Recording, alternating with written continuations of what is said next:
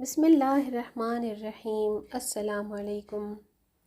اللہ رب العزت نے اپنے محبوب کی امت کو کچھ ایسی راتیں عطا کی ہیں جو اللہ کی رحمتوں، برکتوں اور عنایتوں کی نوید سعید لے کر آتی ہیں۔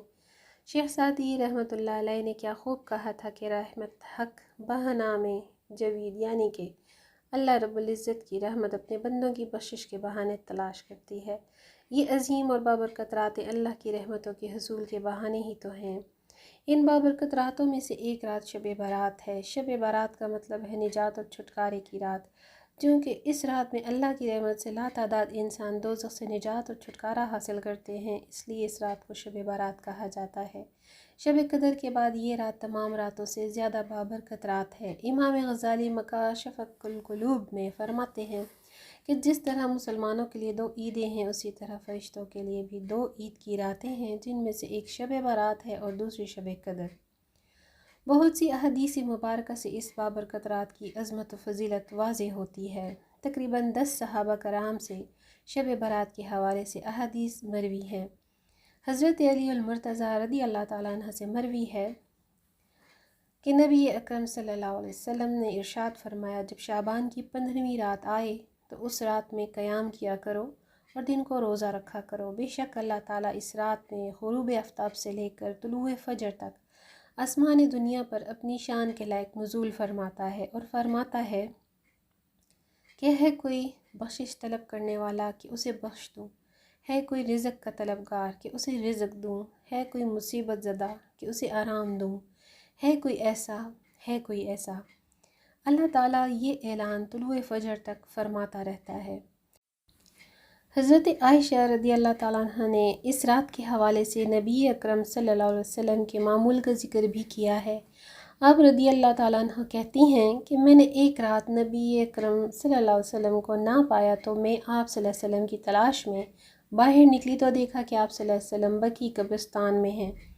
آپ صلی اللہ علیہ وسلم نے فرمایا کہ کیا تم ڈر رہی تھی اللہ تعالیٰ اور اس کا رسول صلی اللہ علیہ وسلم تم پر ظلم فرمائیں گے؟ میں نے عرض کیا، یا رسول اللہ صلی اللہ علیہ وسلم، میرا گمان تھا کہ آپ صلی اللہ علیہ وسلم اپنی کسی زوجہ کے ہاں گئے ہوں گے۔ پھر آپ صلی اللہ علیہ وسلم نے فرمایا کہ بے شک اللہ تعالیٰ شعبان کی 15ویں رات کو آسمان دنیا پر اپنی شان کے لائق نزول فرماتا ہے اور قبیلہ بنی کلب کی بکریوں کے بالوں سے زیادہ تعداد میں لوگوں کی مغفرت فرماتا ہے۔ قبائل عرب میں قبیلہ بنی کلب سب سے زیادہ بکریاں پالنے کے حوالے سے مشہور تھا۔ اس مقام پر قبیلہ بنی کلب کی بکریوں کا ذکر یہ واضح کرنے کے لیے کیا گیا ہے کہ جس طرح قبیلہ بنی کلب کی بکریوں کے بال گننا ناممکن ہے، اسی طرح اللہ تعالیٰ اتنے افراد کو جہنم سے آزاد فرماتا ہے جنہیں احاطہ شمار میں لانا ناممکن ہے۔ اسی طرح نبی اکرم صلی اللہ علیہ وسلم نے ایک مقام پر اس امر کا ذکر بھی فرمایا کہ اس رات میں اللہ تعالیٰ کتنے لوگوں کو جہنم سے آزاد فرماتا ہے اور کون سے ایسے لوگ ہیں جو اس عظیم رات میں بھی اس کی رحمت سے محروم رہتے ہیں۔ حضرت عائشہ رضی اللہ تعالیٰ عنہ سے مروی ہے کہ نبی اکرم صلی اللہ علیہ وسلم نے فرمایا، میرے پاس جبرائیل آئے اور کہا کہ شعبان کی 15ویں رات کو اللہ تعالیٰ اتنے لوگوں کو جہنم سے آزاد فرما دیتا ہے جتنے قبیلہ بنی کلب کی بکریوں کے بال ہیں، مگر مشرک، دشمنی رکھنے والے، قطع تعلقی کرنے والے، کپڑا بطور تکبر لٹکانے والے، والدین کے نافرمان اور عادی شرابی کی طرف نظر رحمت نہیں فرماتا۔ ان تمام احادیث سے اس رات کی عظمت و فضیلت عیاں ہے۔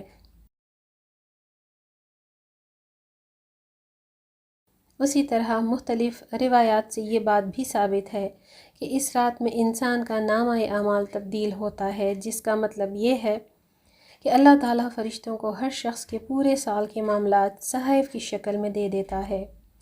یہاں یہ حقیقت واضح رہے کہ ہماری تقدیر میں سب سے پہلے سب کچھ پہلے ہی لکھا جا چکا ہے۔ اس رات میں صرف 1 سال کی امور نافذ کرنے کے لیے صحائف فرشتوں کے سپرد کیے جاتے ہیں۔ ویڈیو اچھی لگے تو لائک اور شیئر ضرور کیجیے گا، چینل کو سبسکرائب بھی کر لیجیے۔ اگلی ویڈیو تک اللہ حافظ۔